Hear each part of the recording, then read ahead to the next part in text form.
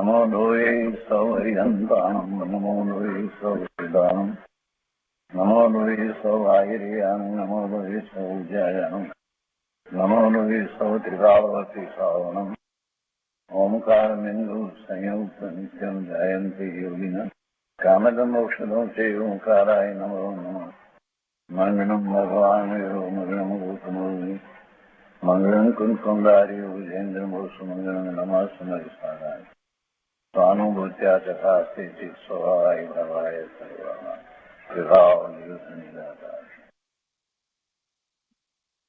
स्वामी कार्तिकेय अनुप्रेक्षा उपचंद्राचार्य भगवानની ટીકા તથા પંડિત જયચંદજી છાપડાના ભાવાર્થ અને ટીકા સહિત આપણે સ્વામી કાર્તિકેય અનુપ્રેક્ષાનો સ્વાધ્યાય કરી રહ્યા છીએ અને એમાંથી પૂજ્ય ગુરુદેવ કાજી સ્વામી આપણને ઘણું અધ્યાત્મ સમજાવી રહ્યા છે. સ્વામી કાર્તિકેય અનુપ્રેક્ષાના સ્વાધ્યાયમાં 11 અનુપ્રેક્ષાનો સ્વાધ્યાય પૂરો કર્યા પછી આ 12મી અનુપ્રેક્ષા એટલે ધર્મ અનુપ્રેક્ષાનો સ્વાધ્યાય આપણે કરી રહ્યા છીએ. ધર્મ અનુપ્રેક્ષાના સ્વાધ્યાયમાં આપણે ગાથા 306 સુધી સ્વાધ્યાય કર્યો છે. 305 અને 306 એ બે ગાથાની અંદર 11 પડીમાં વર્ણન કરવામાં આવ્યું અને એ 11 પડીમાં અને એની પહેલા સમ્યક દર્શન એમ 12 એ 12 સહિત શ્રાવક ધર્મ છે એ વાત કરવામાં આવી. એટલે સમ્યક દર્શન શુદ્ધ છે જેને એને આ 11 પડીમાં છે તો એમ એ 11 પ્રતિમા અને એક શુદ્ધ સમ્યક દર્શન મૂળ એ મળી અને શ્રાવક ધર્મના આ 12 ભેદ છે. અને તેમાં પ્રથમ ભેદ તો 25 મળ દોષ રહિત શુદ્ધ અવિરત સમ્યક દર્શન છે. તો 25 દોષ છે એની પણ વાત આપણે ગયા વખતે લીધી હતી અને હવે આજે આગળ ગાથા 307 થી સ્વાધ્યાય લઈએ છીએ. તો હવે ઉપોદ્ઘાતમાં કહે છે કે હવે એ 12 ધર્મોના સ્વરૂપ વગેરેનું વ્યાખ્યાન કરે છે. તો ત્યાં પ્રથમ જ અવિરત સમ્યક દ્રષ્ટિનું સ્વરૂપ કહે છે. તેમાં પણ પહેલા સમ્યક ઉત્પત્તિની યોગ્યતાનું નિરૂપણ કરે છે. અવિરત સમ્યક દ્રષ્ટિ ચોથું ગુણ સ્થાન, પછી દેશ વિરત એટલે 5મું ગુણ સ્થાન. તો 5મા ગુણ સ્થાને આ 11 પડીમાં હોય છે અને ચોથા ગુણ સ્થાને સમ્યક દર્શન છે. તો 5મું ગુણ સ્થાન આવે તો એ પહેલા ચોથું ગુણ સ્થાન આવ્યું હોય એ સમજી શકાય છે. એટલે કે સમ્યક દર્શન તો પ્રગટ થયું હોય અને એ અવિરત સમ્યક દ્રષ્ટિ કહેવામાં આવ્યા એટલે હજી એને આ પ્રતિમા વ્રત વગેરે અંગીકાર કર્યા નથી. પણ છતાંય એને કાંઈ વ્રત અંગીકાર ન કર્યા હોય તે છતાં પણ એક વાત ગુરુદેવે સ્પષ્ટ કરી કે છતાં પણ જે પહેલી પડીમાની અંદર વાત કરવામાં આવી એ પ્રમાણે એને કાંઈ મધ્ય માસ વગેરે જે છે એવું હોતું નથી. પણ એને એવી પડીમાઓ લીધી નથી. તો પડીમાઓ લે છે અને એને 5મા ગુણસ્થાનની દશામાં આવે છે તો માત્ર પડીમાઓને કારણે 5મું ગુણસ્થાન છે એમ પણ નથી. અંતરંગ દશા પણ એ રીતે 5મા ગુણસ્થાનની છે કે જેમાં ચોથા ગુણસ્થાને જેટલી એને શાંતિ છે એના કરતાં શાંતિ વધારે છે. એના કરતાં અહીંયા વિતરાગતાના અંશ વધારે પ્રગટ થયા છે અને નિજરા પણ એના કરતાં વધારે થાય છે. વળી આત્માની અનુભૂતિ થવામાં પણ આંતરો ઓછો પડે છે, ઓછા સમયના આંતરે થાય છે. તો એ બધું 5મા ગુણસ્થાનને વિશે અંતરંગ જેમ છે તેમ પણ સાથે સમજીએ છીએ. તો અહીંયા એ 5મા ગુણસ્થાનની દશા દેશ વિરતી જે કહેવામાં આવે છે તેમાં જે 11 ધર્મની વાત કરી, પણ 11 ધર્મ જે છે એની પહેલા જે સમ્યક દર્શન પ્રગટ થાય છે તો અવિરતી સમ્યક દ્રષ્ટિ એટલે ચોથું ગુણસ્થાન. તો એ અવિરત સમ્યક દર્શનની વાત કરે છે અહીંયા. એટલે કહે છે કેમ કે ચોથા પછી 5માની તો વાત આવે એટલે કહે છે કે 12 ધર્મોના સ્વરૂપ વગેરેનું વ્યાખ્યાન કરે છે ત્યાં પ્રથમ જ અવિરત સમ્યક દ્રષ્ટિનું સ્વરૂપ કહે છે અને તેમાં પણ પહેલા સમ્યક્ત્વ ઉત્પત્તિની યોગ્યતાનું નિરૂપણ કરે છે. તો હવે આગળ લઈએ છીએ. સંસ્કૃતમાં 307ની ગાથા આ રીતે છે. ચતુર્ગતિ ભવ્ય સંગની सुविशुद्ध जागृत पर्याप्त जागृत पर्याप्त संसार तटे निकट ज्ञानी प्राप्नोति सम्यक्त्वम्। અહીંયા તો કોને સમ્યક દર્શન થાય છે એની વાત આચાર્ય ભગવાને કરી છે. તો અર્થમાં કહે છે કે આવો જીવ સમ્યક્ત્વને પામે છે કે જે પ્રથમ તો ભવ્ય જીવ હોય. અભવ્ય જીવને સમ્યક્ત્વ થતું નથી, કારણ કે અભવ્યને સમ્યક્ત્વ થાય નહીં. અને એ જ વ્યાખ્યા પણ છે ભવ્યત્વ અને અભવ્યત્વને માટે કે જે પોતે પોતાના જ્ઞાન સ્વભાવ ભાવે પરિણમી જાય છે એ ભવ્ય છે, પરિણમી શકે છે એ ભવ્ય છે. જે ક્યારેય પોતે પોતાના જ્ઞાન સ્વભાવ ભાવે પરિણમી શકતો નથી તે અભવ્ય છે. અભવ્યને શાસ્ત્રનું જ્ઞાન હોય પણ એ પોતે એવા સ્વભાવ ભાવે પરિણમી શકતો નથી. શાસ્ત્રનું જ્ઞાન હોય, એને શુભ આચાર હોય, આ બધું હોય, દેવલોકમાં જાય, બધું થાય, પણ એ પોતાના સ્વભાવ ભાવે નિર્વિકલ્પ ધ્યાનમાં થઈ શકતો નથી, એટલે એને એવું સમકિત હોતું નથી અને એવું એને થતું નથી. તો કે છે કે ભવ્ય જીવ હોય, પ્રથમ તો સમ્યક્ત્વ પામે છે તે ભવ્ય જીવ હોય, કારણ કે અભવ્યને સમ્યક્ત્વ થાય નહીં. વળી ગતિની અપેક્ષા એ કહે છે કે ચારે ગતિમાં સમ્યક્ત્વ ઉપજે છે, ચારે ગતિમાં સમ્યક્ત્વ ઉપજે છે. અને ચારે ગતિમાં ઉપજે પણ પાછી એક વાત છે એમાં કે ત્યાં પણ મન સહિત સંજ્ઞીને ઉપજે છે, પણ અસંજ્ઞીને ઉપજતું નથી. પચેન્દ્રિય હોય અને મન હોય, મન હોય એટલે સંજ્ઞી કહેવાય. તિર્યંકની અંદર એ એકેન્દ્રિયથી માંડીને પચેન્દ્રિય સુધી હોય પણ સંજ્ઞી ન હોય. સંજ્ઞી નથી તો એને સમ્યક દર્શન ન થાય. સંજ્ઞીપણું જરૂરી છે. શા માટે જરૂરી છે? જો એક ઇન્દ્રિયથી પચેન્દ્રિયમાં આપણે જરાક બીજી રીતે વિચાર કરીએ તો આપણને ખ્યાલ આવે કે ઇન્દ્રિયો જેમ જેમ વધે છે તેમ તેમ એને જ્ઞાનનો ઉઘાડ જે છે એ વધારે છે, એ આપણને ખ્યાલમાં આવે છે. જે પેલો એક ઇન્દ્રિય દ્વારા ઉઘાડ છે એના બદલે બે ઇન્દ્રિય છે તો બે ઇન્દ્રિય પ્રમાણમાં ઉઘાડ છે. એટલે ઇન્દ્રિયો ઉઘાડનું કારણ નથી, પણ એના દ્વારા આપણને ખ્યાલ આવે છે કે એને જ્ઞાનનો ઉઘાડ વધારે છે. અને પાંચે ઇન્દ્રિયો દ્વારા એને એવો ઉઘાડ છે એટલો ખ્યાલ આવે છે કે જ્ઞાન પાંચે ઇન્દ્રિયો સાથે જોડાય, ભાવ ઇન્દ્રિય 5 પ્રકારની હોય એટલે જ્ઞાનનો ઉઘાડ પણ એનો વધારે હોય. પણ જ્યાં સુધી એને સંજ્ઞીપણું નથી, એટલે કે મન નથી કે જેની અંદર એ જે કંઈ મતિ દ્વારા જ્ઞાન કરે છે એના વિશ્લેષણો કરી શકે અને પોતાને શું હિતકારી છે શું અહિતકારી છે આ બધાના નિર્ણયો કરી શકે અને પછી પોતે પોતાના સ્વરૂપનો નિર્ણય કરી અને સ્વભાવ ભાવે થઈ શકે, તો એ માટે સંજ્ઞીપણું જરૂરી છે. કેમ કે સ્વવિકલ્પ દશામાં એ બધું કરે છે પછી એ સ્વભાવ ભાવે થાય છે. એટલે જયારે તિર્યંકની અંદર જેને સમ્યક્ત્વ થાય છે એ પચેન્દ્રિય સંજ્ઞી જીવોને થાય, અસંજ્ઞીને થતું નથી. નારકી અને દેવમાં તો એ સંજ્ઞી છે, મનુષ્ય પણ સંજ્ઞી છે. તો એમાં પણ હજી કોને ન થાય એની વાતો થોડીક લીધી છે સાથે, અને કોને થાય એની પણ વાત આચાર્ય ભગવાન લીધી છે. તો કે છે કે ત્યાં મન સહિત સંજ્ઞી ને સમ્યક દર્શન ઉપજે છે પણ અસંજ્ઞીને ઉપજતું નથી. તેમાં પણ વિશુદ્ધ શુભ પરિણામી અને શુભ લેસ્યા સહિત હોય. શુભ પરિણામી અને શુભ લેસ્યા સહિત સમ્યક તો થાય ત્યારે અશુભ લેસ્યામાં પણ શુભ લેસ્યા સમાન કસાય સ્થાનકોમાં હોય તેને પણ ઉપચારથી વિશુદ્ધ કહેવામાં આવે છે. પરંતુ સંકલેશ પરિણામોમાં સમ્યક્ત્વ ઉપજતું નથી. પોતાના પરિણામ કેવા થઈ રહ્યા છે?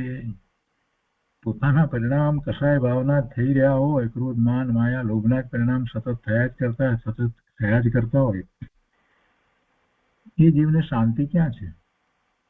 અને શાંતિ નથી તો એનો ઉપયોગ સ્વ તરફ વળશે કેવી રીતે? સ્વ તરફ ઉપયોગ ને વાળવા જાય તો પાછા પેલા વિકલ્પો આવી જાય.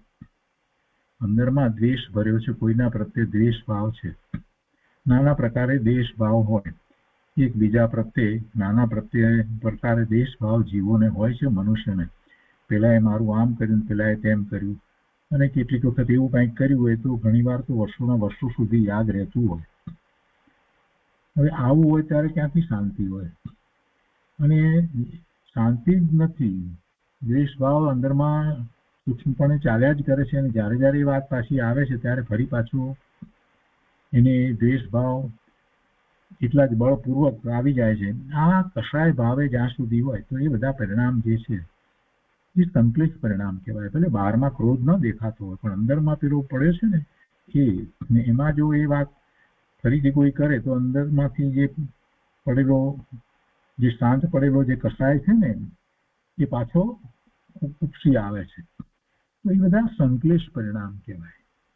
કોઈ પણ પ્રકારે ક્રોધ, માન, માયા, લોભના પરિણામો જે છે ને એ સંકલેશ પરિણામ કહેવાય. મિથ્યાત્વ સહિત જીવ છે એને કેટલા પ્રમાણમાં સંકલેશ પરિણામ થાય છે અને કેટલા પ્રમાણમાં એને શુભ પરિણામ થાય છે એ પણ મોટી મહત્વની વસ્તુ છે. જેને એવા નિર્ણય થયા છે કે પુનર્જન્મ છે અને આ ભવ મળ્યો છે એ અમૂલ્ય છે અને આ ભવમાં પોતે ધર્મ પામી શકે છે, એમ કરી અને કાંઈક સ્વાધ્યાય વગેરે કરતો હોય અને મંદ કસાય હોય તો એવા જીવને માટે તો અનુકૂળતાઓ ઘણી છે. કેમ કે એટલા બધા એને સંકલેશ પરિણામ થતા ન હોય અને વાતમાં એ એવી અશુભ લેસ્યામાં ચાલ્યો ન જતો હોય. કેમ કે લેસ્યા એ પછી એવી છે કેટલીક વખત તો એવી કાપોત લેસ્યામાં કે એમાં હોય તો એમાં જીવને શું થાય? તો એ બંને વાત અહીંયા લીધી છે. એ છે કે તેમાં પણ વિશુદ્ધ એટલે શુભ પરિણામી અને શુભ લેસ્યા, 3 લેસ્યા શુભ આપણે કહીએ છીએ અને 3 લેસ્યા અશુભ લેસ્યા કહેવામાં આવે છે 6 લેસ્યા પૈકીથી. તો એમાં પણ અશુભ લેસ્યામાં પણ શુભ લેસ્યા સમાન, અશુભ લેસ્યાની અંદર પણ શુભ લેસ્યા સમાન કસાય સ્થાનકોમાં હોય તેને પણ ઉપચારથી વિશુદ્ધ કહેવામાં આવે. કેમ કે એને કસાય અનુરંજિત પરિણામને લેસ્યા કહેવામાં આવે. આમ તો કસાય અનુરંજિત પરિણામ એને લેસ્યા કહેવામાં આવે. એટલે કસાયથી અનુરંજિત થયેલા પરિણામોને પણ એને કેવા અશુભ લેસ્યા હોય પણ એટલા બધા તીવ્ર કસાયો ન હોય તો એ અપેક્ષાએ એને વિશુદ્ધ કહેવામાં આવે.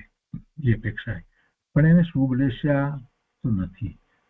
અશુભ લેસ્યામાં પણ શુભ લેસ્યા સમાન કસાય સ્થાનકોમાં હોય તેને પણ ઉપચારથી વિશુદ્ધ કહેવામાં આવે છે. પરંતુ સંકલેશ પરિણામોમાં સમ્યક્ત્વ ઉપજતું નથી. શુભ લેસ્યા હોય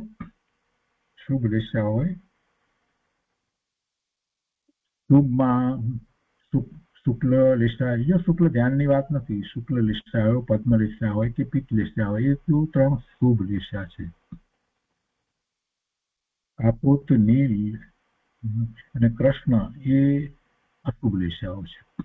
તો એવી શુભ લેસ્યા હોય તો આપણે લેસ્યાની વ્યાખ્યા જે કરીએ છીએ કે કસાય અનુરંજિત પરિણામ જે છે, તો જ્યારે શુભ લેસ્યા હોય ત્યારે એને કસાય અતિ મંદ હોય, એને અનુસરીને થતા પરિણામ એટલે એ લેસ્યાઓ એની શુભ લેસ્યા છે એ જ બતાવે છે એને કસાય મંદ છે.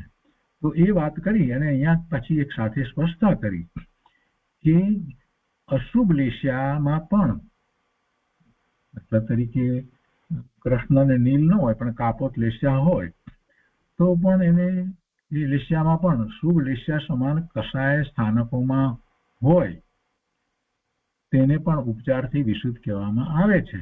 પરંતુ અહીંયા તો વાત બીજી કરવી છે. અહીંયા તો કહેવું છે કે સંકલેશ પરિણામોમાં સમ્યક્ત્વ ઉપજતું નથી, એ વાત કરવી છે.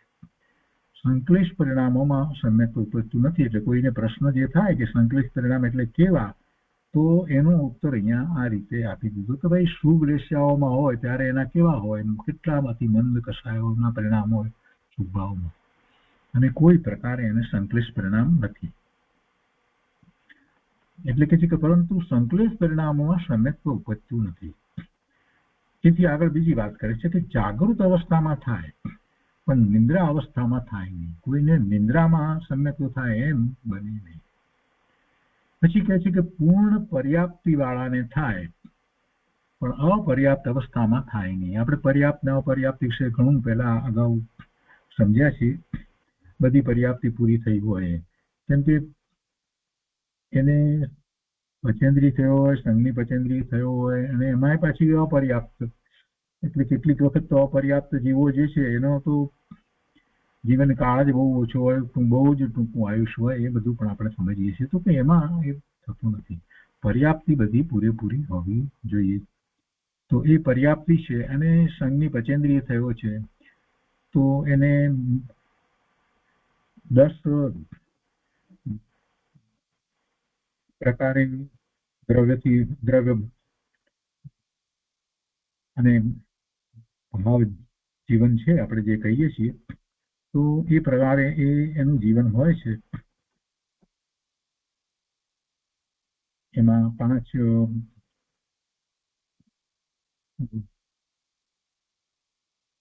ઇન્દ્રિયો છે, 5 ઇન્દ્રિયો છે, મન, વાણી અને કાયા છે, 3 છે, આયુષ અને શ્વાસોશ્વાસ, એમ 10 પ્રાણ હોય છે. તો એ 10 પ્રાણ જે છે તે દ્રવ્ય પ્રાણ કહીએ છીએ. તો 10 દ્રવ્ય પ્રાણ હોય, પર્યાપ્ત પૂરેપૂરા હોય એવા જીવને, તેમાં સંજ્ઞીપણું પણ આવી ગયું, તો એવા જીવને સમ્યક દર્શન થઈ શકે છે. તો 10 પ્રાણ દ્રવ્ય પ્રાણ છે અને જીવ તો ખરેખર તો જીવે છે તો ભાવ પ્રાણથી, પણ છતાંય અહીંયા જયારે સમ્યક્ત્વની વાત લીધી છે તો શું શું હોય એની વાત લીધી છે. એટલે આ પર્યાપ્તિની વાત લીધી ત્યારે એ વાત આપણને યાદ આવે છે. અહીંયા કહે છે કે પૂર્ણ પર્યાપ્તિ વાળાને થાય પણ અપર્યાપ્ત અવસ્થામાં થાય નહીં.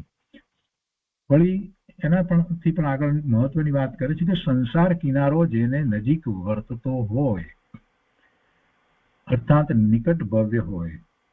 હવે નિકટ ભવ્ય એટલે કઈ એક ભાવમાં જે એ જ નિકટ ભવી છે એવો અર્થ નથી થતો. એ તો બધા નિકટ ભવી છે જ, પણ નિકટ ભવ્યનો અર્થ જે છે કે અર્ધપૂતગળ પરાવર્તન કરતા ઓછો કાળ જેનો મુક્તિ થવા માટેનો બાકી રહ્યો હોય, પૂર્ણ મુક્ત દશા સિદ્ધ દશા થવા માટેનો કાળ જેને અર્ધપૂતગળ પરાવર્તન કાળ કરતા ઓછો બાકી રહ્યો હોય એને જ સમ્યક દર્શન થાય. એથી વધારે કાળ એને ભવના ભ્રમણનો બાકી રહ્યો હોય એને સમ્યક દર્શન થાય નહીં. કેમ કે સમ્યક દર્શન થયા પછીથી વધારેમાં વધારે એને અર્ધપૂતગળ પરાવર્તન કાળ સુધી જ ભવના ભ્રમણ થાય, એથી વિશેષ ભવના ભ્રમણ થાય નહીં. એટલે બીજી રીતે કહીએ તો જો સમ્યક દર્શન થાય છે તો એનો અર્થ જે છે કે એને અર્ધપૂતગળ પરાવર્તન કાળ કરતા ઓછો સમય સિદ્ધત્વ માટે બાકી રહ્યો છે. અને એમાં અર્ધપૂતગળ પરાવર્તન કરતા ઓછો કાળ તો કેટલો થાય, એના તો અસંખ્ય પ્રકાર થાય. એક ભવ હોય, છેલ્લો ભવ હોય, છેલ્લા ભવમાં સમ્યક દર્શન થાય, આ જ ભવમાં સમ્યક દર્શન, આ જ ભવમાં કેવળ જ્ઞાન અને આ જ ભવમાં સિદ્ધ દશા થાય, એવું પણ હોય. અને એમાં પણ પાછું ટૂંકું આયુષ્ય હોય, ખૂબ ટૂંકું આયુષ્ય હોય.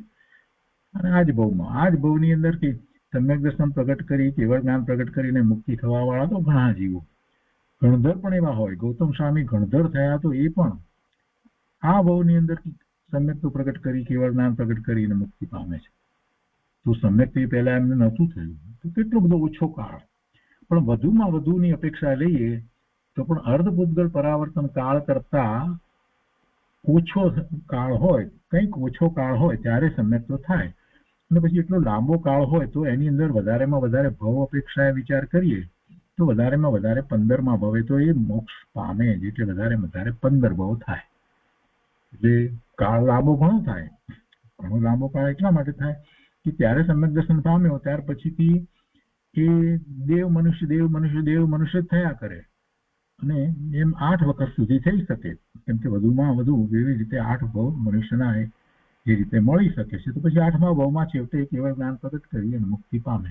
પણ જરાક વિચાર કરીએ કે એ દેવ મનુષ્યના ભવ કરે તેમાં આયુષ્ય કેટલા બધા લાંબા હોય.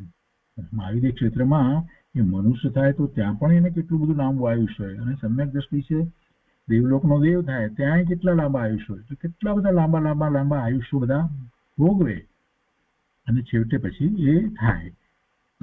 જેને અર્ધપુદ્ગલ પરાવર્તન કાળ કરતા જરાક ઓછો કાળ બાકી રહ્યો ત્યારે સમ્યક દર્શન થયું હોય એને, પણ એને એ બધો કાળ જે છે એ કેવો જાય, એ બધો કાળ એને શાંતિ અને આનંદનો જ જાય.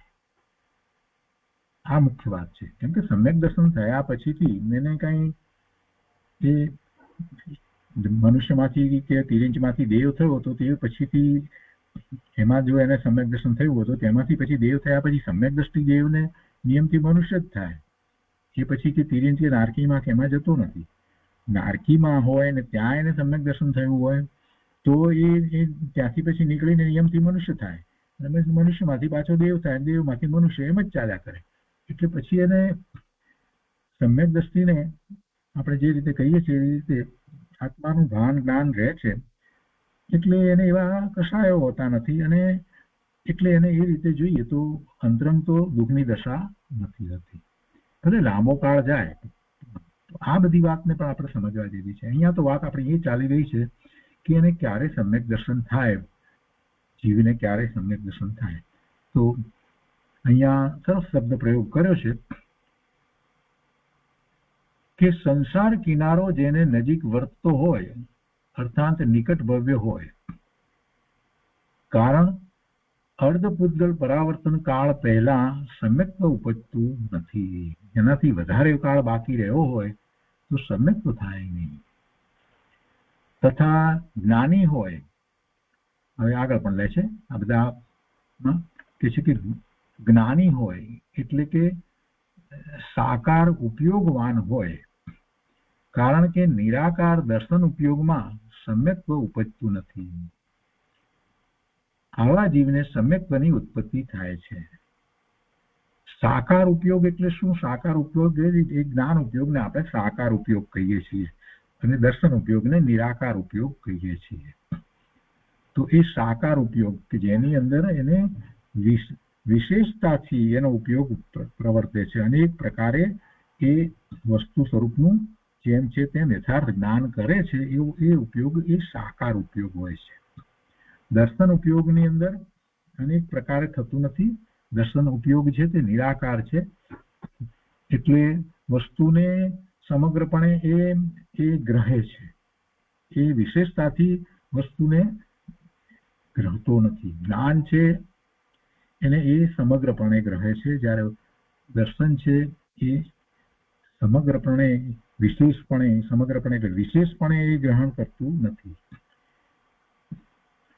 એ સામાન્યપણે ગ્રહણ કરે છે. તો સામાન્ય છે દર્શન ઉપયોગ, એ સામાન્ય છે, એ નિરાકાર છે, જ્યારે જ્ઞાન ઉપયોગ છે એ સાકાર છે અને એ વિશેષ છે. તો એવો જ્યારે ઉપયોગ હોય ત્યારે એને થાય છે સમ્યક્ત્વ. એટલે કે છે કે તથા જ્ઞાની હોય એટલે કે સાકાર ઉપયોગવાન હોય, કારણ કે નિરાકાર દર્શન ઉપયોગમાં સમ્યક્ત્વ ઉપજતું નથી અને આવા જીવને સમ્યક્ત્વની ઉત્પત્તિ થાય છે. હવે સમ્યક્ત્વના 3 પ્રકાર કહે છે. તેમાં ઔપસમિક અને ક્ષાયિક સમ્યક્ત્વની ઉત્પત્તિ કેવી રીતે થાય છે તે કહે છે. તે ગાથા 308 ની અંદર એવું છે, તો એ પણ આપણે સાથે લઈએ છીએ.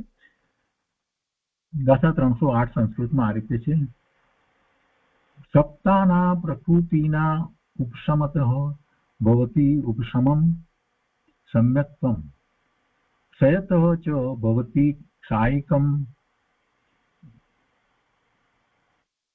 કેવલી મૂલે મનુષ્ય છે.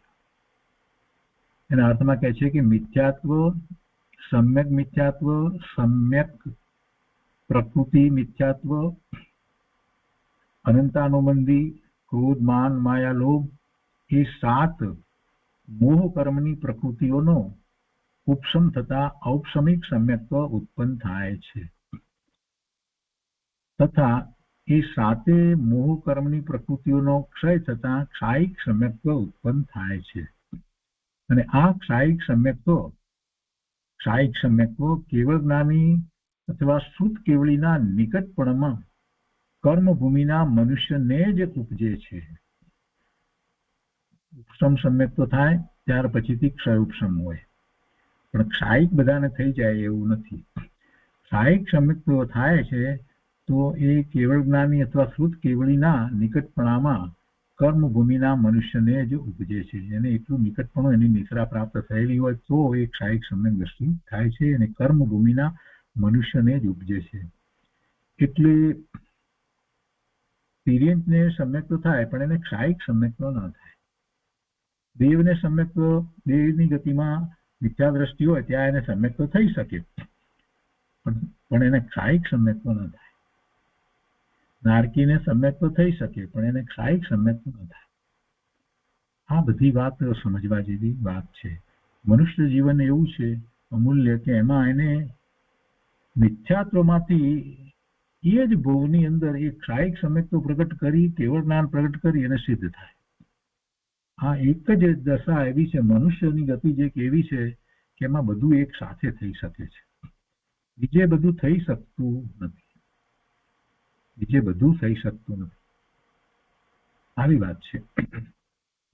આ પ્રકૃતિ વિશે આપણે થોડી વધારે વાત કરવાની છે. મિથ્યાત્વ, સમ્યક પ્રકૃતિ. આ જે પ્રકૃતિ છે એ દર્શન મોહનીય કર્મની 3 પ્રકૃતિ છે. દર્શન મોહનીય કર્મ જે છે, અનાદિનો જે મિથ્યા દ્રષ્ટિ જે છે એને તો આ 3 પ્રકૃતિ નથી હોતી. એને તો મિથ્યાત્વની એક પ્રકૃતિ, જોરદાર મિથ્યાત્વની પ્રકૃતિ હોય છે. પહેલી વખતે જયારે સમ્યક થાય છે તો એ વખતે આ મિથ્યાત્વની જે પ્રકૃતિ છે એના 3 ટુકડા થઈ જાય છે. આપણે સમજીએ છીએ કે કોઈ પણ વસ્તુના 3 ટુકડા થાય એટલે બળ ઓછું થઈ જાય. કોઈ પણ ગ્રુપ હોય એના પણ 3 ભાગ પડે તો પણ બળ ઓછું થઈ જાય. એટલે આ 3 ભાગ પડ્યા, મિથ્યાત્વ, સમ્યક મિથ્યાત્વ અને સમ્યક પ્રકૃતિ. એ પણ મિથ્યાત્વની પ્રકૃતિ. એ 3 દર્શન મોહનીય કર્મની પ્રકૃતિ જયારે પહેલી વખત સમ્યક થાય ત્યારે 3 ટુકડા થઈ જાય છે. તો એ 3 પ્રકૃતિ અને અનંતાનુબંધી. તો અનંતાનુબંધી ની પહેલી ચોકડી, જે અનંતાનુબંધીની ચોકડી કહીએ છીએ, એના ક્રોધ, માન, માયા, લોભ. તો એ 7 મોહનીય કર્મની પ્રકૃતિઓ છે.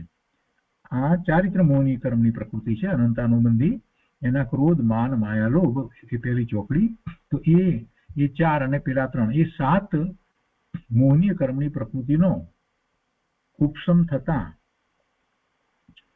ઔપશમિક સમ્યક્તો ઉત્પન્ન થાય છે. પહેલી વખત જયારે થાય છે ત્યારે એ આનો ઉપશમ થયો છે.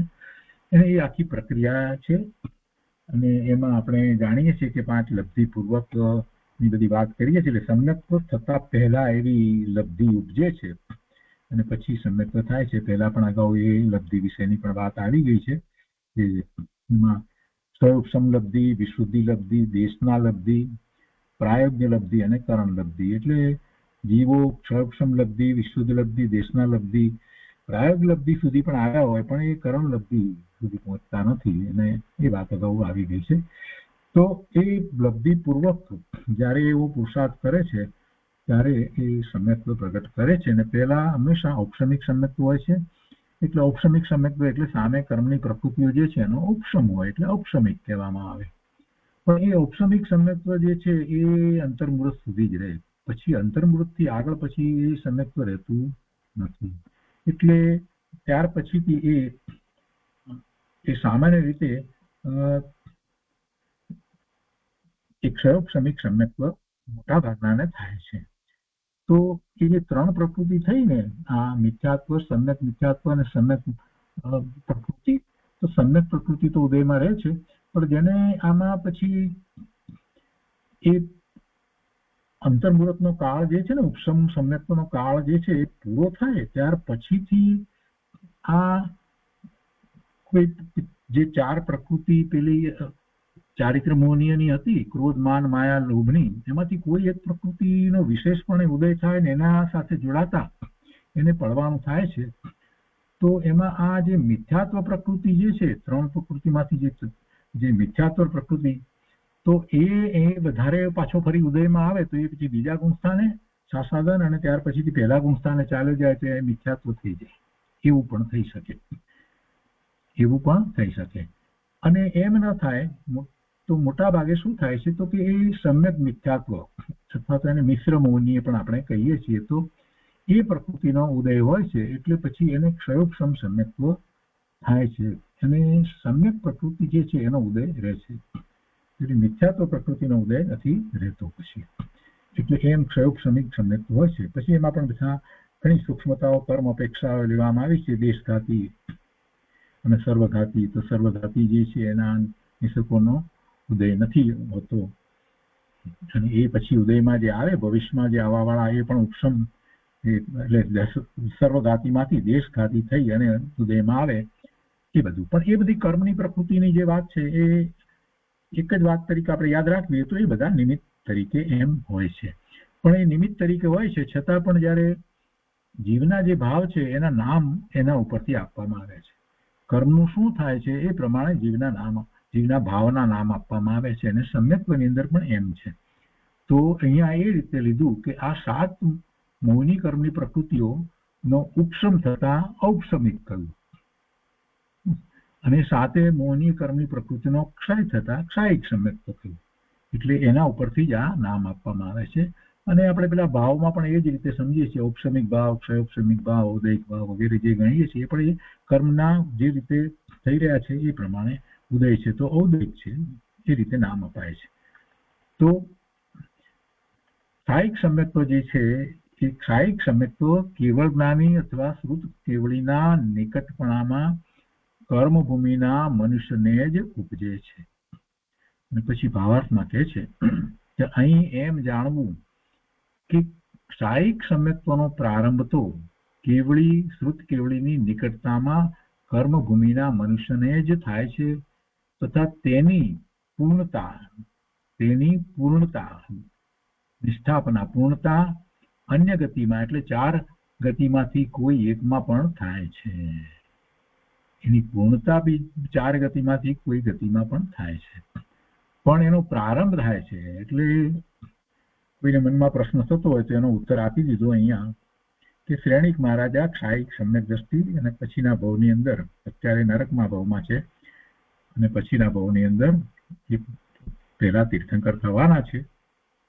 તો એ કેવી રીતે? તો આ ઉત્તર આપ્યો કેમ કે એમને ક્ષાયિક સમ્યક્ત્વનો પ્રારંભ તો અહીંયાથી થઈ જ ગયો હતો અને એ સમય તીર્થંકર નામ ગોત્ર બાંધી રહ્યા છે. વધારે ને વધારે એ પ્રકૃતિઓ એ બધી થઈ રહી છે.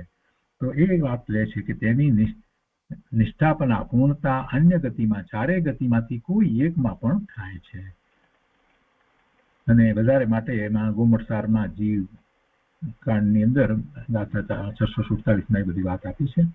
કર્મોપેક્ષાની વાત છે. તો આપણે આ રીતે ગાથા 307 અને 308 એ 2 વાંચનમાં લીધી છે અને હવે એની પર પૂજ્ય ગુરુદેવ કાંજી સ્વામીએ જે વિસ્તાર કર્યો છે 307 અને 308 એ આપણે અત્યારે હવે જોઈએ છીએ. પ્રતિમાની વાત આવી ગઈ છે અને એના વિસ્તાર પછીથી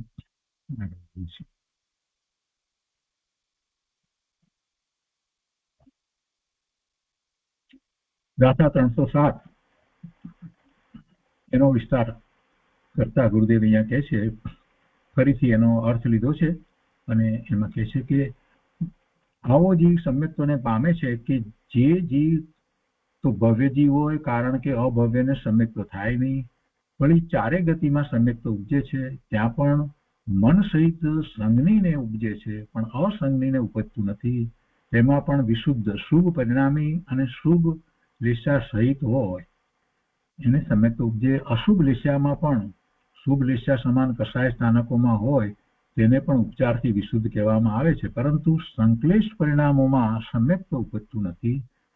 પણ જાગૃત અવસ્થામાં સમ્યક્ત્વ થાય પણ નિંદ્રા અવસ્થામાં થાય નહીં. પૂર્ણ પર્યાપ્તિ વાળાને થાય પણ અપર્યાપ્ત અવસ્થામાં થાય નહીં. સંસાર કિનારો જેનો નજીક વર્તતો હોય અર્થાત નિકટ ભવ્ય હોય તેને સમ્યક્ત્વ થાય કારણ કે અર્ધ પૂતગલ પરાવર્તન કાળ પહેલા સમ્યક્ત્વ ઉપજતું નથી તથા જ્ઞાની હોય એટલે કે સાકાર ઉપયોગવાન હોય કારણ કે નિરાકાર દર્શન ઉપયોગમાં સમ્યક્ત્વ ઉપજતું નથી. તો આવા જીવને સમ્યક્ત્વની ઉત્પત્તિ થાય છે. ગુરુદેવ કહે છે કે નિંદ્રામાં સમ્યક દર્શન ઉપજતું નથી. કદાચ કોઈકની એવી માન્યતા હોય ને તો સમ્યક દર્શન પ્રગટ થતી વખતની આ વાત છે. સમ્યક દર્શન થયા પછી નિંદ્રા વગેરે હોય, ઊંઘતો હોય અને સમ્યક દર્શન પ્રગટી જાય એમ ન બને. સમ્યક દર્શન થયા પછીથી એને નિંદ્રા વગેરે હોય એ વસ્તુ બને, બરાબર છે. સમ્યક દ્રષ્ટિને પણ નિંદ્રા તો હોય છે, પણ ઊંઘતો હોય અને સમ્યક દર્શન પ્રગટી જાય એમ ન બને. પણ સમ્યક દર્શન પ્રગટ્યા પછી તો ઊંઘ વખતે પણ તેનો કઈ નાશ થઈ જતો નથી. ઊંઘ વખતે પણ સમ્યક દર્શનનો નાશ થતો નથી. ઊંઘ વખતે પણ સમ્યક દર્શન હોય છે. એ જ પ્રમાણે સમ્યક દર્શન પ્રગટ તો પર્યાપ્ત દશામાં થાય, પણ પછી તો અપર્યાપ્ત દશામાં પણ ક્ષાયિક સમ્યક્ત્વ હોય. સમ્યક દર્શન ઉપજતી વખતે જ્ઞાન ઉપયોગ હોય, દર્શન ઉપયોગ નથી હોતો. એ પ્રમાણે બધા બોલ સમજી લેવા, અને આવી યોગ્યતા હોય તે જીવ સમ્યક દર્શન પામે છે, અને પછી જ વ્રત અને પડીમાં હોય છે એ પાંચમું સ્થાન હોય છે. હવે પછીના દિવસના પ્રવચનમાં ગુરુદેવ કહે છે કે ધર્મ એટલે વસ્તુનું સ્વરૂપ. ધર્મ એટલે વસ્તુનું સ્વરૂપ, તેને અનુસરીને વિચારણા ચાલે તેનું નામ ધર્મ અનુપ્રેક્ષા છે. યથાર્થ ધર્મ અનુપ્રેક્ષા સમ્યક દ્રષ્ટિને જ હોય છે. સમ્યક દર્શન પણ આત્માનો ધર્મ છે, અને તેની આ વ્યાખ્યા ચાલે છે. ધર્મ એટલે આત્માની વિતરાગી પર્યાય. સમ્યક દર્શન પણ વિતરાગી પર્યાય છે. ચોથા ગુણસ્થાનનું સમ્યક દર્શન તે પણ ખરેખર વિતરાગ છે. એ પણ વિતરાગ સમ્યક્ત્વ છે, ચોથા ગુણસ્થાનનું પણ. સરાગ અને વિતરાગ કહીએ છીએ ને, તો સરાગ અને વિતરાગ એટલે સમ્યક દર્શન તો વિતરાગ જ છે, પણ સાથે રહ્યો છે રાગ એટલે એને સરાગ કહેવામાં આવે. ચોથા ગુણસ્થાનની અંદર હોય છે તો પણ સમ્યક્ત્વમાં ફેર નથી. ચોથા ગુણસ્થાનને પણ નિશ્ચય સમ્યક દર્શન છે. તે સમ્યક દર્શનના 3 પ્રકાર છે: ઔક્ષમિક, ક્ષયોક્ષમિક અને ક્ષાયિક. તેમાં ઉપશમ અને ક્ષાયિક સમ્યક્ત્વની ઉત્પત્તિ કેવી રીતે થાય છે તે કહે છે. 308 કથામાં 3 પ્રકારની વાત લીધી. તો અહીંયા આના અર્થને સમજાવતા ગુરુદેવ કહે છે, પહેલા તો અર્થને કે મિથ્યાત્વ, સમ્યક પ્રકૃતિ મિથ્યાત્વ, અનંતાનુબંધી, ક્રોધ, માન, માયા, લોભ એ 7 મોહ કર્મની પ્રકૃતિઓનો ઉપશમ થતા ઉપશમ સમ્યક્ત્વ ઉત્પન્ન થાય છે, તથા એ 7 મોહ કર્મની પ્રકૃતિઓનો ક્ષય થતા ક્ષાયિક સમ્યક્ત્વ ઉત્પન્ન થાય છે. આ ક્ષાયિક સમ્યક્ત્વ કેવળનાની અથવા શ્રુત કેવળીના નિકટપણામાં કર્મભૂમિના મનુષ્યને જ ઉપજે છે. જો આ બધી વાત જે છે એમાં એક વાત સમજી લેવાની છે કે કર્મના ક્ષય અને ઉપશમને એ થતા જીવને થાય છે એમ કહેવું એ વ્યવહાર નહીંનું કથન છે. ખરેખર તો કર્મ જીવની અંદર કાંઈ કરતું નથી, પણ નિમિત્ત નૈમિત્તિક સંબંધ જ એવો છે કે જીવને જ્યારે એવા પોતાના સ્વરૂપનું લક્ષ્ય કરી અને એવા પરિણામ થાય છે, સમ્યક્તના પરિણામ થાય છે, તો ત્યારે સામે કર્મની પ્રકૃતિનું જે થાય છે એને અહીંયા દર્શાવવામાં આવ્યું છે. જીવના પરિણામ એવા થયા છે તો સામે કર્મની પ્રકૃતિના ઉપશમ, ક્ષયોપશમ, ક્ષય વગેરે થાય છે એમ સમજવાનું છે. એમ નથી કે કર્મ જ્યારે આમ થાય ત્યારે જ જીવને સમ્યક્ત્વ થાય ને એમ પકડીને જે લોકો બેસી ગયા છે. કેટલાક લોકો એવી માન્યતામાં હોય છે, જૈન છે છતાં પણ, કે ભાઈ તો કર્મ જાય તો સમ્યક દર્શન થાય, એ વિના થાય નહીં. દર્શન મોહનીએ ગયા વગર કેવી રીતે સમ્યક્ત્વ થાય? એટલે બધું કંટ્રોલ બધો ત્યાં પેલા કર્મને આપી દીધો છે એમણે, તો એમ જ માને છે એ કંટ્રોલ કરી રહ્યું છે. કર્મ આપણને કંટ્રોલ કરી રહ્યા છે. આ માન્યતા મિથ્યા માન્યતા છે. આ માન્યતા ખોટી માન્યતા છે. જીવનો પુરુષાર્થ છે એવો પુરુષાર્થ ઉપડ્યો છે તો ત્યારે બધા નિમિત્તો એવા જ હોય છે. એટલે અહીંયા વર્ણન કરવામાં આવ્યું, નિસંગની પચેન્દ્રી હોય, અર્ધબુદ્ધ પરાવર્તન કાળ કરતા ઓછો કાળ રહ્યો હોય, આ બધા નિમિત્ત કારણ છે. એ બધા નિમિત્ત કારણોની વાત કરી તો એ પ્રમાણે હોય ત્યારે એને સમ્યક્ત્વ પોતાના પુરુષાર્થથી થાય છે, પોતે પોતાના સ્વભાવ ભાવે થઈ અને સમ્યક્ત્વ પ્રગટ કરે છે. તો એ વાતને બરાબર રાખવાની છે. આ તો સાથે નિમિત્તનું જ્ઞાન કરાવ્યું છે. અહીંયા કહે છે ગુરુદેવ કે અંતર સ્વભાવનું અવલંબન લેતા મિથ્યાત્વ આદિ પ્રકૃતિઓનો ઉપશમ કે ક્ષય થઈ જાય છે. અંતર સ્વભાવનું અવલંબન લેતા મિથ્યાત્વાદી પ્રકૃતિઓનો ઉપશમ કે ક્ષય થઈ જાય છે. અનાદિ મિથ્યા દ્રષ્ટિ જીવને 5 પ્રકૃતિઓ જ હોય છે. અનાદિ મિથ્યા દ્રષ્ટિ ને પેલી મિથ્યાત્વની પ્રકૃતિ એક જ હોય છે, સત્તામાં એક જ પડેલી હોય છે. એને આ સમ્યક મિથ્યાત્વ પછી મિશ્ર એટલે એ પ્રકૃતિ જે કહીએ છીએ એને સમ્યક પ્રકૃતિ. તો મિથ્યાત્વ, સમ્યક મિથ્યાત્વ અને સમ્યક પ્રકૃતિ એમ 3 પ્રકૃતિ છે ને. તો એ જે અનાદિનો મિથ્યા દ્રષ્ટિ જે છે એને આ સમ્યક મિથ્યાત્વ એટલે મિશ્ર મિથ્યાત્વ અને સમ્યક પ્રકૃતિ એ 2 પ્રકૃતિઓ જે છે એ મિથ્યાત્વ એ 2 પ્રકૃતિ એને હોતી નથી. એને પહેલા જયારે સમ્યક દર્શન થાય ત્યારે જે પેલું જે મિથ્યાત્વ પ્રકૃતિ હતી એના ભાગ થઈ અને આ 3 ભાગ પડે છે. એ પ્રકૃતિ અનાદિના મિથ્યા દ્રષ્ટિ જીવને હોતી નથી. એટલે એને તો મિથ્યાત્વ દર્શન મોહનીયની વાત કરીએ તો એને મિથ્યાત્વની જ પ્રકૃતિ છે, એક જ છે અનાદિના મિથ્યા દ્રષ્ટિને. તેથી પ્રથમ ઉપશમ સમ્યક દર્શન પામનાર જીવને જે અનાદિનો મિથ્યા દ્રષ્ટિ છે એને 5 પ્રકૃતિઓનો જ ઉપશમ થાય છે. આ વાત મહત્વની છે. એને 5 પ્રકૃતિઓનો જ ઉપશમ થાય છે.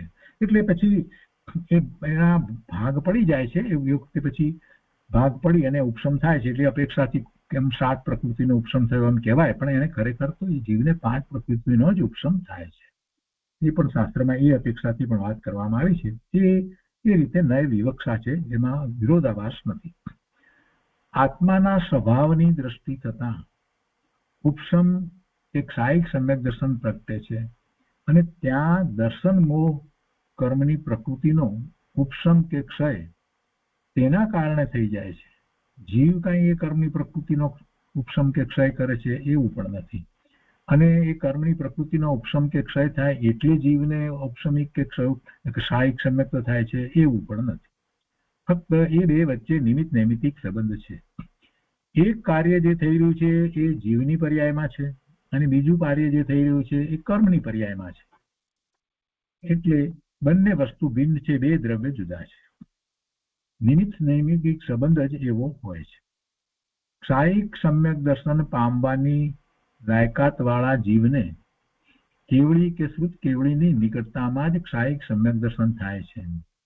ગુરુદેવ કહે છે કે જુઓ, અહીં નિમિત્ત કેવું હોય તેનું જ્ઞાન કરાવ્યું છે. કેવળી ભગવાન પાસે તો લાખો સમકીર્તિ બેઠા હોય, તે બધા કંઈક ક્ષાયિક સમ્યક્તિ નથી હોતા. ભગવાનના સમુસરણમાં ઘણા સમ્યક દ્રષ્ટિ જીવો હોય છે, તો બધા એમની નિશ્રામાં જ બેઠા છે તો બધાને ક્ષાયિક સમ્યક દર્શન હોય એવું નથી. ભગવાન નિશ્રામાં આપણને બેસવાનું થાય ને ત્યાં સમ્યક દર્શન થાય તો આપણને ક્ષાયિક જ થાય એવો નિયમ નથી. પણ જો ક્ષાયિક થાય તો ભગવાનની નિશ્રા હોય કે શુદ્ધ કેવળીની નિશ્રા નિકટમાં રહ્યા હોય એમ હોય. પણ કેવળી ભગવાન પાસે જીવો જ્ઞાન પ્રકાશ પામે છે અને ત્યાં સમ્યક પામે છે તો એમને પહેલા ઔપસમિક થઈ અને પછી ક્ષયોપસમિક સમ્યક દર્શન હોય. એમાંથી કોઈક વિરલા જીવને ક્ષાયિક સમ્યક દર્શન થાય.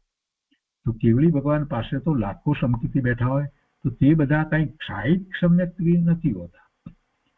જેની લાયકાત હોય, યોગ્યતા જે રીતે હોય તેને જ ક્ષાયિક સંકિત થાય છે અને તેને કેવળી શ્રુત કેવળી નિમિત્ત કહેવાય છે. જેને ક્ષાયિક સંકિત થાય એને એમ કહેવાય કે કેવળી પરમાત્મા અથવા તો શ્રુત કેવળી ભગવાન નિમિત્ત છે. બીજા ઘણા જીવો ક્ષયોપસમ સંકિતિ છે, માટે કેવળી શ્રુત કેવળીના કારણે કાંઈ ક્ષાયિક સંકિત થતું નથી. જો એમ હોય તો બધાને થાય, પણ ક્ષાયિક સંકિત પ્રગટ કરવાની લાયકાત વાળો જીવ કેવળી શ્રુત કેવળીની નિકટમાં જ તેનો પ્રારંભ કરે છે. જેમાં પાછો એ પ્રારંભ કરે છે અને પૂરું તો 4 ગતિમાંથી ગમે તે ગતિમાં થાય, એ જ ગતિમાં એ જ ભાવમાં પણ થાય. કર્મભૂમિના મનુષ્યને જ તેનો પ્રારંભ થાય છે, પછી તેની પૂર્ણતા સ્વર્ગ આદિ 4 ગતિમાં થાય છે. ભાવાર્થમાં કહે છે કઈ એમ જાણવું કે ક્ષાયિક સમ્યક્તોનો પ્રારંભ તો કેવળી શ્રુત કેવળીની નિકટતામાં કર્મભૂમિના મનુષ્યને જ થાય છે. તથા તેની નિષ્ઠાપના પૂર્ણતા અન્ય ગતિમાં ચારે ગતિમાંથી કોઈ એકમાં પણ થાય છે. હવે ક્ષયોક્ષમ સમ્યક્ત્વ કેવી રીતે થાય છે તેની વાત આગળ ગાથામાં કરે છે. ગાથા 309.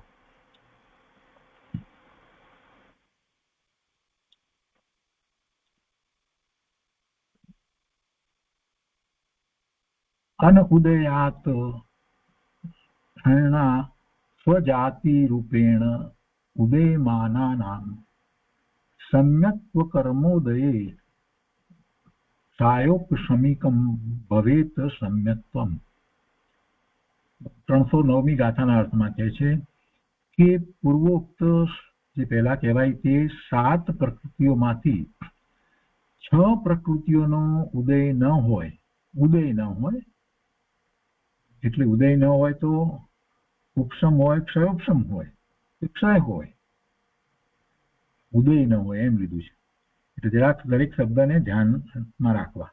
પૂર્વોક્ત 7 પ્રકૃતિઓમાંથી 6 પ્રકૃતિનો ઉદય ન હોય તથા સજાતિ રૂપે એટલે કે સમાન જાતીય પ્રકૃતિ રૂપે ઉદય હોય તથા સમ્યક કર્મ પ્રકૃતિનો ઉદય થતા ક્ષયોપશમિક સમ્યક્ત્વ થાય છે.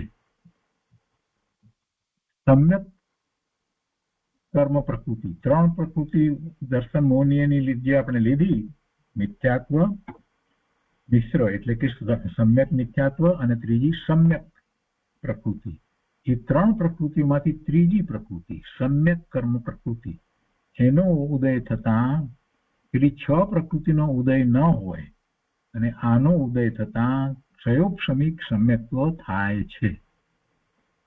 એટલે આ પ્રકૃતિનો ઉદય તો ક્ષયોપશમિક સમ્યક્ત્વની અંદર હોય છે. સાયકની અંદર બધી જાય છે તો આનો ઉદય ત્યાં હોય છે. અર્થમાં કહે છે કે મિથ્યાત્વ અને સમ્યક મિથ્યાત્વ ના ઉદયનો 3 પ્રકૃતિ હતી. મૂળ પ્રકૃતિ તો મિથ્યાત્વની પ્રકૃતિ ને એના 3 ભાગ પડ્યા તો એ મિથ્યાત્વ, સમ્યક મિથ્યાત્વ અને સમ્યક પ્રકૃતિ એમ 3 પ્રકૃતિ થઈ. એમાં કહે છે કે મિથ્યાત્વ અને સમ્યક મિથ્યાત્વના ઉદયનો અભાવ, એ બેના ઉદયનો અભાવ હોય અને સમ્યક પ્રકૃતિ જે ત્રીજી પ્રકૃતિ છે એનો ઉદય હોય. તો આ તો દર્શન મોહનીયની વાત થઈ. અને ચારિત્ર મોહનીયની અંદર કહે છે કે અનંતાનુબંધી ક્રોધ, માન, માયા, લોભના ઉદયનો અભાવ હોય, એના પણ ઉદયનો અભાવ હોય તથા વિસંયોજન કરી અપ્રત્યાખ્યાના વર્ણ આદિ ઉદયમાન હોય તે વેળા ક્ષયોપશમિક સમ્યક્ત્વ ઉપજે છે. આ 3 સમ્યક્ત્વની ઉત્પત્તિનું વિશેષ કથન શ્રી ગોમટસાર લબ્ધિસારથી જાણવું. વિસંયોજનની વાત પણ અહીંયા જે લીધી છે કે જે 3 કરણ વડે અનંતાનુબંધીના પરમાણુઓને અન્ય ચારિત્ર મોહનીયની પ્રકૃતિરૂપ પરિણમાવી તેની સત્તાનો, અનંતાનુબંધીની સત્તાનો નાશ કરવામાં આવે તેનું નામ વિસંયોજન છે. વિસંયોજન નો અર્થ અહીંયા સમજાયો. જો પહેલી ચોકડી છે તે અનંતાનુબંધીની છે. ચારિત્ર મોહનીય કર્મની પહેલી ચોકડી અનંતાનુબંધીની, ત્યાર પછી અપ્રત્યાખ્યાના વર્ણિની, પછી પ્રત્યાખ્યાના વર્ણિની અને સંજ્ઞની. દરેક ચોકડીની અંદર ક્રોધ, માન, માયા અને લોભ એવી કર્મની પ્રકૃતિઓ હોય.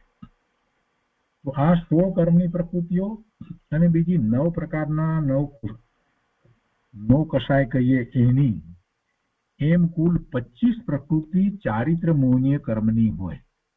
એ 25 કર્મ ચારિત્ર મોહનીય કર્મની પ્રકૃતિઓમાંથી પહેલી ચોકડી જે આપણે લઈએ છીએ તો એ અનંતાનુબંધીની છે અને એના ક્રોધ, માન, માયા, લોભ હોય એવી 4 પ્રકૃતિ હોય.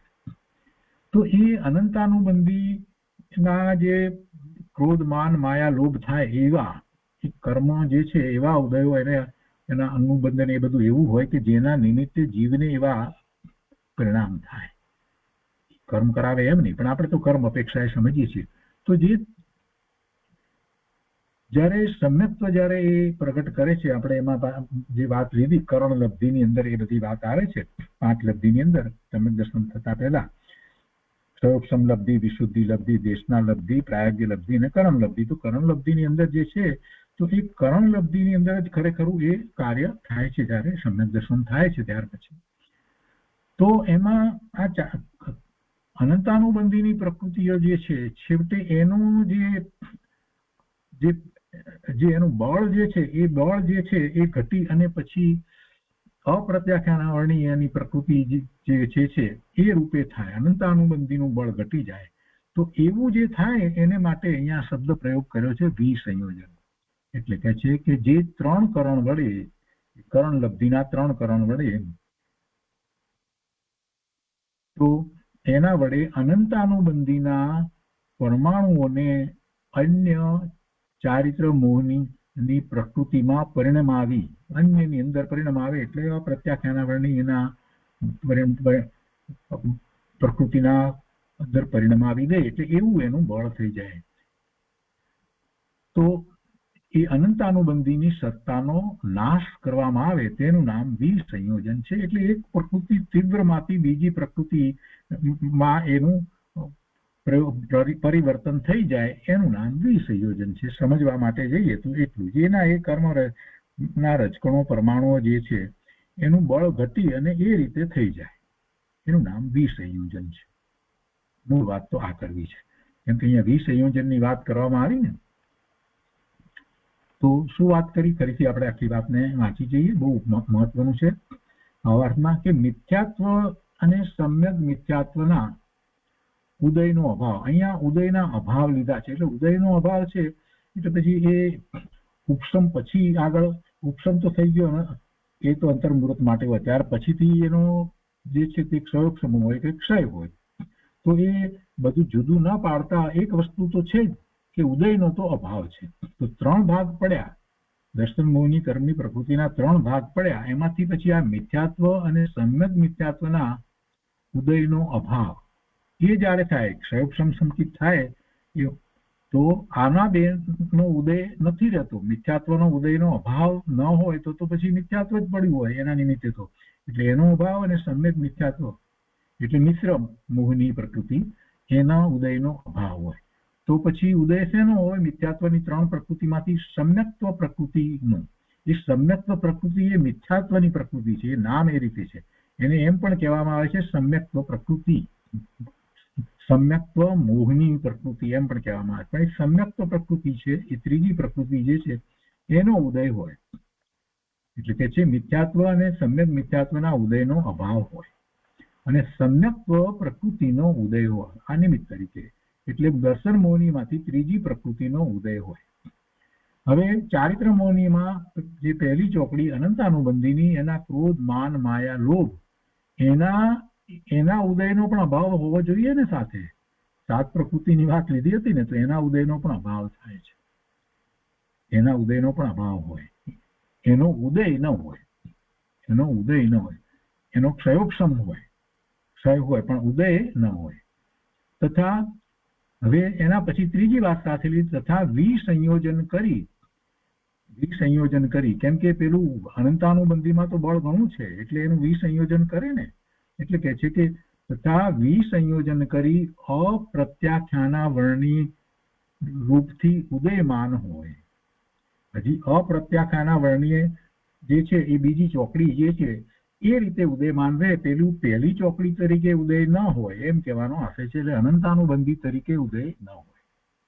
વિસંયોજન કરી અને અપ્રત્યાખ્યાના વર્ણ આદિ રૂપથી ઉદયમાન હોય તો તે વેળા ક્ષયોક્ષમિક સમ્યક્ત્વ ઉપજે છે. એટલે આ ત્રણેય સમ્યક્ત્વની ઉત્પત્તિનું વિશેષ કથન શ્રી ગોમટસાર લબ્ધિસારમાંથી જાણવું ત્યાં તો ઘણી સૂક્ષ્મતાથી કર્મની બધી વાત કરવામાં આવી છે.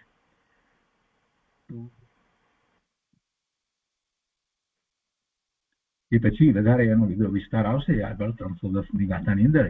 એમાં ઔપસમિક, ક્ષયોક્ષમિક સમ્યક્ત્વ, અનંતાનુબંધીનું વિસંયોજન તથા દેશવ્રત એ ત્રણેયનું પ્રાપ્ત થવું તથા છૂટી જવું એ ઉત્કૃષ્ટતાથી પછી એની વાત કરશે. તો આજનો સ્વાધ્યાય આપણે અહીંયા સુધી રાખીએ છીએ. આ ઉપર પૂજ્ય ગુરુદેવે જે વિસ્તાર કર્યો છે 309 ઉપર, એ આખો વિસ્તાર જે છે તે આપણે આવતી વખતે લઈશું, એટલે આપણને વધારે સારી રીતે સમજાય. તો ત્યાં સુધી બધાને આપણે જે ગાથાઓ વાંચનમાં લીધી અને જે સમજ્યા છીએ એનું ફરી કરી અને અભ્યાસ કરવા માટે અનુમોદના છે.